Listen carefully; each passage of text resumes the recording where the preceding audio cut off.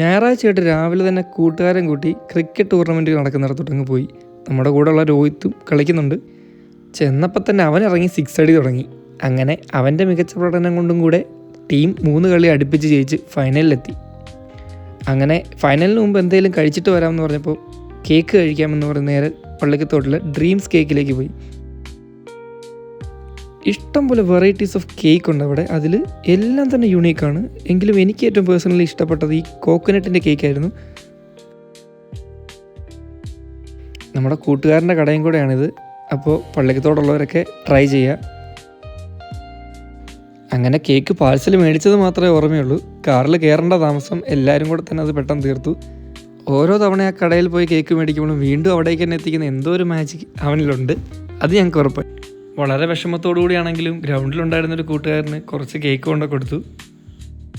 Semi final ഏകദേശം തീരാറായപ്പോൾ തന്നെ നല്ല മഴ അങ്ങ് പെയ്തു.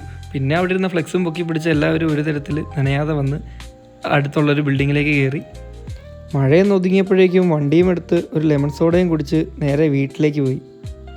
രാത്രിയായപ്പോൾ കറുപ്പ് സിനിമയും പോയി കണ്ടു. അങ്ങനെ സൂര്യയുടെ കമ്പായ്ക്ക് കിട്ടിയ സന്തോഷത്തിൽ വീട്ടിലേക്ക്.